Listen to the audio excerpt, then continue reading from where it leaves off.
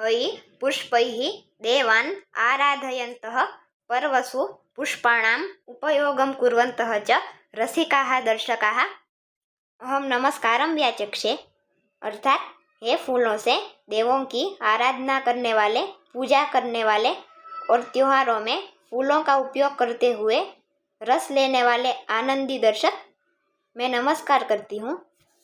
तो स्वागत है आप सभी का सुगमीकृतम संस्कृतम नामक इस कक्षा में। इस कक्षा में हम प्रतिदिन संस्कृत के सरल वाक्य सीखते हैं। तो चलो प्रारंभ करते हैं। आज हम संस्कृत में कुछ फूलों के क्या नाम होते हैं ये जानते हैं। तो इसमें हिंदी में कमल, संस्कृत में कमलम कहेंगे और उत्पलम भी कह सकते हैं। उत्पलम। गुलाब को पाटल पुष्पम, सूर्यमुखी फूल को सूर्यकांति ही कहते हैं। चंपा के लिए चंपकम, मोगरे के लिए मल्लिका शब्द, पारिजात के लिए पारिजातम, चमेली के लिए जाति पुष्पम, गुड़हल के लिए जपा कुसुमम ये शब्द होता है। जपा कुसुमम। पलाश के लिए पलाशह और सेवंती फूल इसके लिए सेवंतिका शब्द होता है। तो अब इन्हीं शब्दों में से कुछ को लेकर वाक्य बनाते हैं। तो अब पहला वाक्य लेते हैं। होली में कृत्रिम रसायनों से बने हुए अप्राकृतिक, जो प्राकृतिक न हो ऐसे रंगों का उपयोग नहीं करना चाहिए। तो इसके लिए कहेंगे होली पर्वणि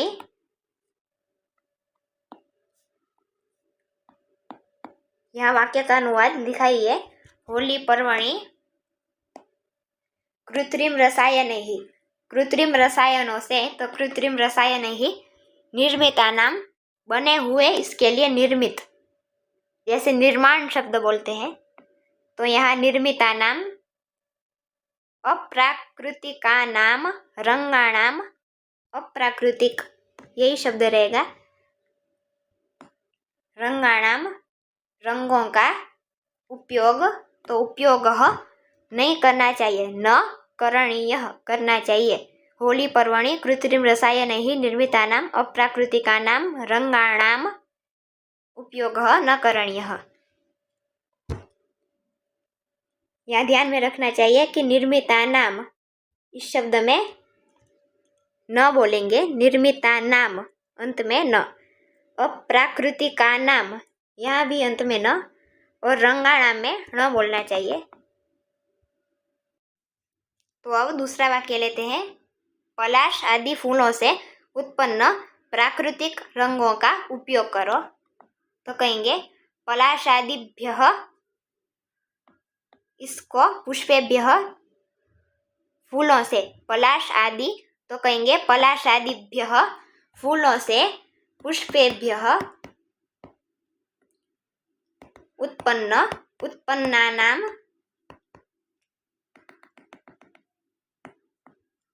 उत्पन्न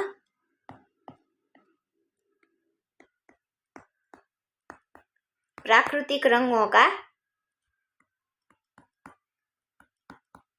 प्राकृतिकानाम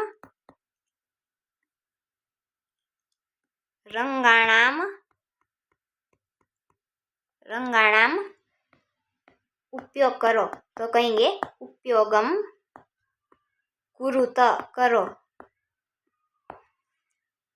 पलाशादिभ्यः पुष्पेभ्यः उत्पन्नानाम प्राकृतिकानाम रंगाणाम उपयोगम कुरुत। यहाँ भी उत्पन्नानाम में न कहेंगे, प्राकृतिकानाम में भी न, रंगाणाम में ण। फिर तीसरा वाक्य लेते हैं। गुलाब का शरबत, मोगरे का शरबत और गुड़हल की चाय ये सब पीने में स्वादिष्ट होते हैं और शरीर के लिए गुणकारक भी होते हैं।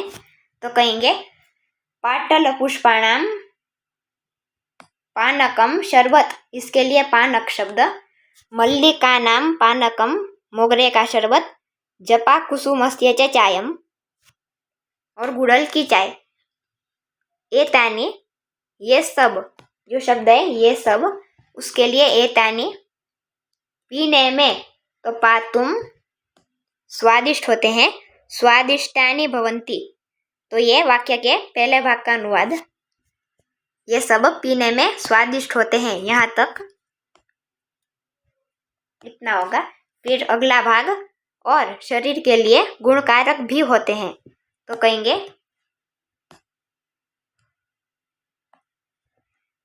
शरीराय च गुणकारकाणि, और शरीर के लिए शरीराय च गुणकारकाणि भी होते हैं, अपि भवन्ति। पाटलपुष्पाणां पानकं, मल्लिकानां पानकं, जपाकुसुमस्य च चायं, एतानि पातुं स्वादिष्टानि भवन्ति, शरीराय च गुणकारकाणि अपि भवन्ति। ये पूरा वाक्य बना। अब चौथा वाक्य लेते हैं। सूर्यमुखी के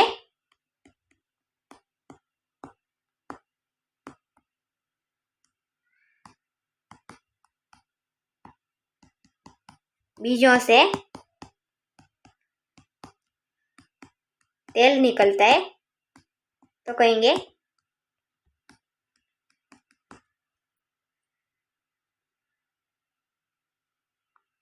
सूर्यमुखी।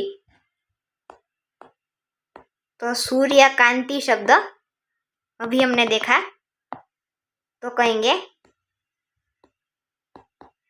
सूर्यकांतेः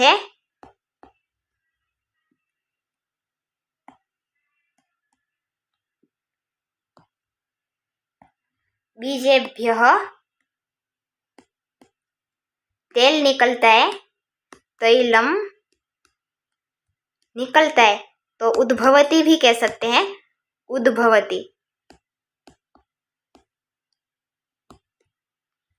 सूर्यकांतेः बीजेभ्यः तैलम उद्भवति। तो अब पांचवा वाक्य, सभी फूलों की सुगंध, रंग और आकार अलग होता है, तो कहेंगे सर्वेषां, सभी के लिए सर्वेषां, पुष्पाणां फूलों की सुगंध, सुगंधः, रंगः, आकारः च भिन्नः भवति, अलग होता है। सर्वेषां पुष्पाणां सुगंधः, रंगः, आकारः च भिन्नः भवति। अब अंतिम छठा वाक्य ले लेते हैं।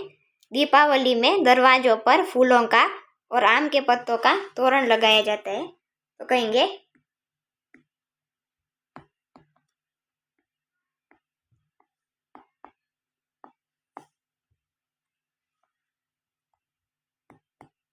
दीपावल्यां द्वारेषु, दरवाजों पर, द्वारेषु कहेंगे फूलों का, पुष्पाणां और आम के पत्तों का,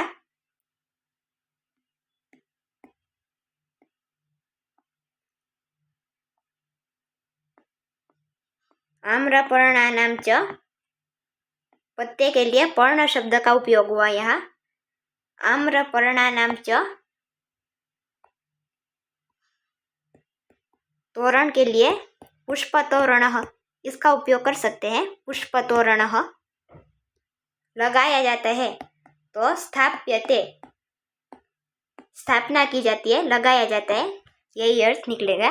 दीपावल्यां द्वारेषु पुष्पाणाम् आम्रपर्णानां च पुष्पतोरणः स्थाप्यते।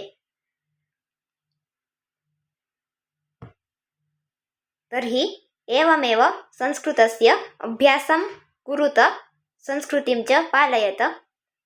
कानिचित् नवीनानि वाक्यानि आदाय अहं पुनः उपस्थिता भविष्यामि। तावत शुभम भूयात्। अर्थात तो इसी प्रकार संस्कृत का अभ्यास करते रहिए और संस्कृति का पालन करते रहिए। कुछ नए वाक्यों को लेकर मैं फिर उपस्थित होंगी।